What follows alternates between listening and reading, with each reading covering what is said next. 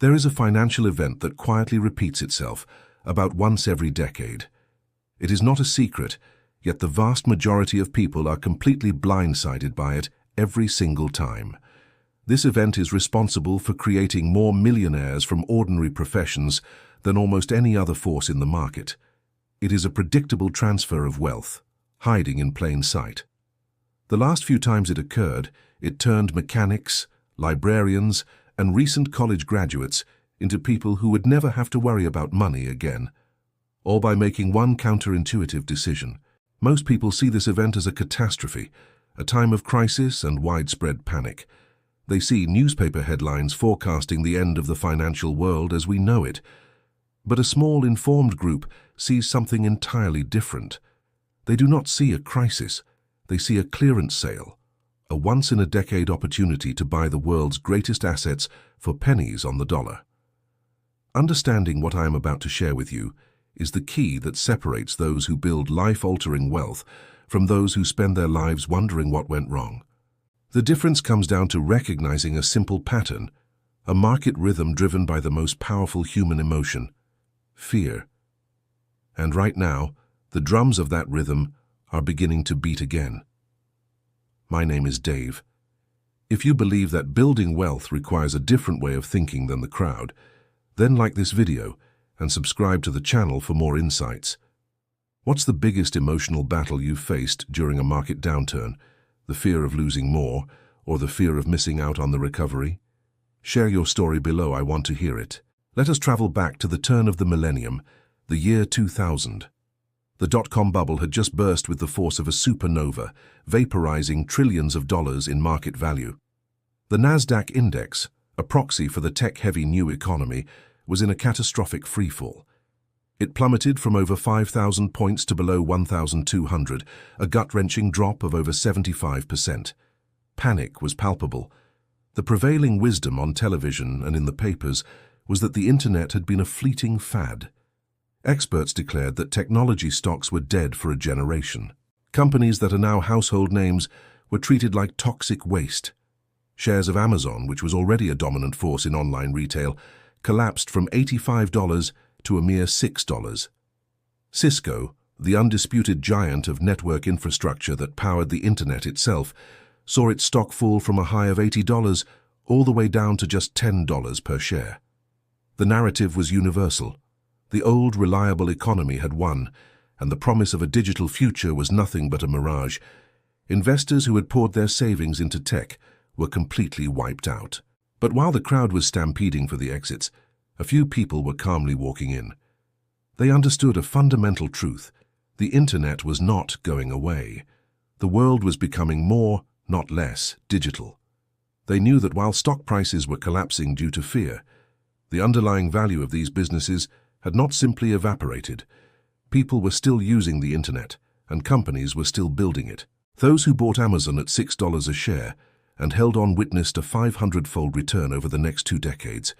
That is a 50,000% gain, an almost unbelievable transformation of wealth. This was not gambling. It was not luck. It was the simple act of buying a valuable asset when the rest of the world was too terrified to see its true worth. Now, let us fast forward less than a decade to 2008. A new, even more terrifying crisis was unfolding. The global financial system was on the absolute brink of collapse. The cause was the implosion of the subprime mortgage market in the United States. Years of reckless lending and complex financial instruments created a house of cards that finally came tumbling down. Esteemed institutions that had stood for a century, like Lehman Brothers, vanished overnight. The world's largest insurance company, AIG, had to be bailed out by the government to prevent a global meltdown. The fear this time was not just about stock prices, it was about the very fabric of capitalism. People were legitimately worried they would not be able to get their money out of ATMs. The S&P 500, which represents the 500 largest and most stable companies in America, crashed from a high of over 1,500 points down to a chilling 676 points in March of 2009. The headlines were apocalyptic. Commentators gravely predicted a new Great Depression, one that could last for a generation or more. The consensus was clear. sell everything, hoard cash, and pray for the best. And yet, in the midst of that chaos, the pattern was preparing to repeat itself. While most people were paralyzed by fear, a small minority were quietly and systematically buying. They bought shares of Apple for around $12. They purchased stock in Amazon for about $85. They simply bought a basket of the entire market through an S&P 500 index fund. They understood that while the financial system was in turmoil, the great companies of America had not stopped innovating or selling their products. The world was not ending, even if it felt that way. The results were once again life-changing. An investment of just $10,000 into a simple S&P 500 index fund at the market bottom in March 2009 grew to over $70,000 in just 12 years. That is a 600% return, not from some risky speculative bet, but from betting on the resilience of the American economy when it was at its most unloved. So, what is the secret? What is this recurring pattern? It is the predictable, cyclical battle between two powerful human emotions that govern all financial markets: greed and fear. When times are good and stock prices are rising, greed takes over. People hear stories of their neighbors getting rich and experience a powerful fear of missing out. This is when they pile in. This collective greed pushes prices far beyond their logical value, creating a bubble. But bubbles are inherently unstable. Eventually something happens, a crisis, a recession, an unexpected shock that pricks the bubble. And then, the pendulum swings violently in the opposite direction. Greed instantly evaporates and is replaced by its much more powerful counterpart, pure, unadulterated fear. Logic goes out the window. Everyone rushes to sell at the same time for any price they can get. They are not thinking about the long-term value of the business. They are thinking about preventing further losses tomorrow. This is the moment that creates the opportunity. The stock prices of fantastic world-class companies detach from their underlying business reality. They go on sale not because the business is failing, but because investors are panicking. This is precisely what the legendary investor Warren Buffett meant with his most famous quote, "Be fearful when others are greedy, and greedy only when others are fearful." It's not just a clever phrase, it is the blueprint. Think about it. In March of 2009, did Apple suddenly stop making iPhones that people loved? Did their creative genius disappear overnight? Of course not. Their business was fundamentally sound, yet the price of their stock had collapsed, as if they were on the verge of bankruptcy. The market was not pricing the business, it was pricing the fear that gripped every investor. The same was true during the COVID crash in 2020. The market fell 34% in just 23 days, the fastest drop in history. Did people stop using Microsoft software or shopping on Amazon? No, they used them even more. The business value was intact, even growing. But the stock prices were decimated because of the uncertainty and fear surrounding the global pandemic. This disconnect between price and value is the source of the opportunity. Let me make this real for you with a few stories of ordinary people. Consider a graphic designer from Illinois named Michael. In 2008, he was 35 years old and had managed to save $20,000. As the market crashed, his friends and family begged him not to invest. They told him he would lose everything, that cash was the only safe place. The risk was simply too high. But Michael had studied history. He read about the aftermath of the dot-com bust and the crash of 1987. He understood the pattern. He knew that times of great fear were historically followed by times of great returns. So, he took that $20,000 and invested it into a simple low-cost index fund that tracked the total stock market. He did not try to pick winning stocks. He just bought everything. He then turned off the television and focused on his design work. He did not check his portfolio every day. He simply trusted the process and the historical data. It was not easy, but he stuck to his plan. By 2018, a decade later, that $20,000 investment had grown to over $100,000. Michael did not become a millionaire overnight, but he had put himself on a path to financial independence. Or take the story of a plumber from Florida named Sarah. She was 48 in 2009 and had about $40,000 in her retirement account. When the crisis hit, her portfolio got crushed. Instead of panicking and selling like most people her age, she did something that seemed insane at the time. She increased her contributions. She started putting every extra dollar she could into her account. Her co-workers thought she was crazy, throwing good money after bad. But Sarah saw it differently. She realized she was getting to buy shares of the world's best companies at a massive discount. Every dollar she invested was buying more shares than it did just a year earlier. She was accelerating her path to retirement, not jeopardizing it. She understood the simple math of the situation. By the time she was 60, Sarah had accumulated a portfolio worth well over $500,000, far more than she ever thought possible. She was able to retire comfortably because she ran toward the fire, not away from it. One final example. A recent college graduate named Kevin, working his first job in 2020. He had saved up $10,000, money he had earmarked for a down payment on a car. When the COVID crash happened, he watched the market go into a nosedive. The news was terrifying. The world was shutting down. His parents told him to hold on to his cash for emergencies. But Kevin, having studied these events online, saw the signal. He took $8,000 of his savings and invested it into a NASDAQ index fund, betting on the technology that was keeping the world running. His friends who were busy day trading meme stocks called him boring. But Kevin was not interested in gambling. He was interested in investing based on a proven historical pattern. By the end of 2021, less than 2 years later, his $8,000 investment had more than doubled in value. He had learned a lesson that would serve him for the rest of his life.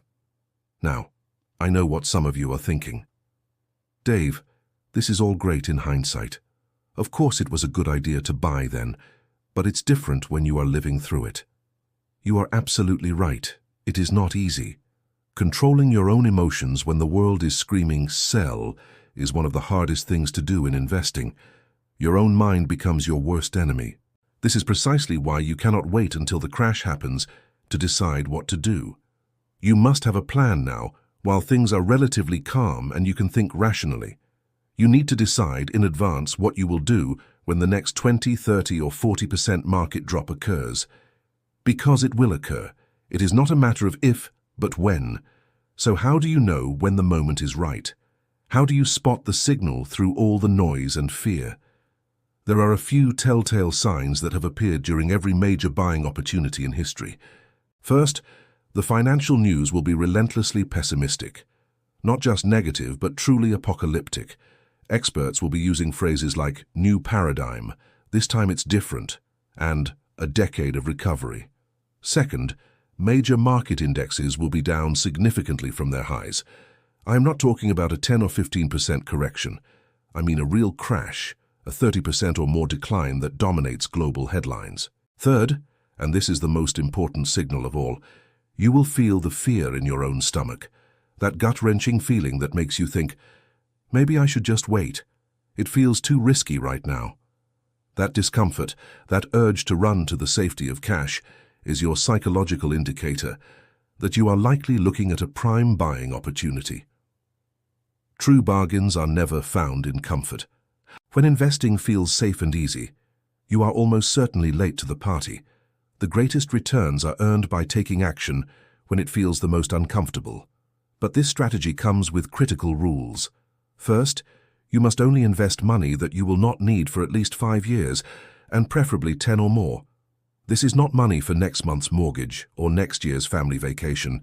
This needs to be long-term capital, money that you can afford to leave untouched, allowing it to compound through the full market cycle of crash, recovery, and eventual new highs. Second, for most people, the best approach is to focus on broad, diversified index funds. Trying to pick individual stocks, even during a crash, is incredibly difficult. You could pick the next Lehman Brothers instead of the next Apple. By buying an S&P 500 or a total stock market index fund, you are not betting on a single company. You are making a long-term bet on the entire American economy. Over the long arc of history, that has always been a winning bet. Wars, recessions, and crashes have come and gone, but the overall trend of the market has been relentlessly upward. Third, you should never invest with borrowed money unless you are an advanced investor who fully understands the risks. Taking on debt to invest can amplify gains, but it can also lead to catastrophic, unrecoverable losses.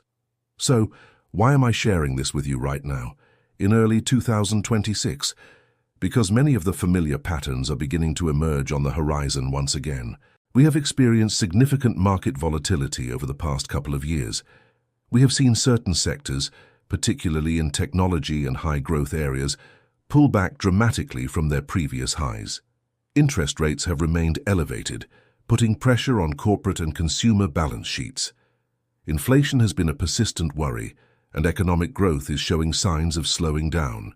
I am not a psychic. I cannot tell you the exact day the next major opportunity will arrive. No one can. But I can tell you that the conditions are becoming more favorable for patient, long-term investors. The environment is shifting from one of unbridled greed to one of growing fear and uncertainty. And as we have seen time and time again, that is the environment that precedes great opportunity. The valuations of many excellent companies are becoming far more reasonable than they were just a few years ago. The risk-to-reward balance is slowly but surely tilting in favor of the disciplined buyer. Most people fail to realize that the most explosive gains in the stock market do not happen during stable, calm periods. They happen in the 12 to 24 months immediately following a market bottom. In the year after the March 2009 bottom, the market surged 68%. After the March 2020 bottom, it was up over 65% by the end of that same year. These are life-changing returns that happen in a very short window of time. But they only happen when sentiment shifts from extreme fear back to a state of cautious optimism. If you are sitting on the sidelines in cash, waiting for the all-clear signal, you will miss this entire phase. You will be left behind waiting for confirmation that never comes until it's too late. By the time the news is positive again, by the time your friends are bragging about their portfolio gains, the easy money has already been made. You will be buying back in at higher prices, ensuring lower future returns.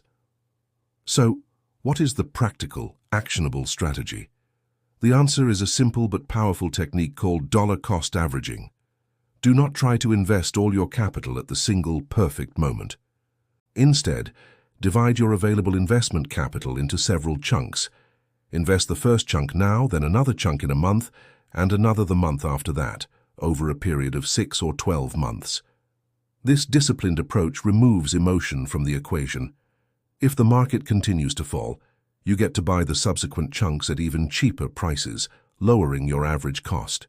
If the market begins to recover, you have already put some capital to work early, ensuring you participate in the upside. It is a win-win strategy that protects you from the folly of trying to time the market perfectly.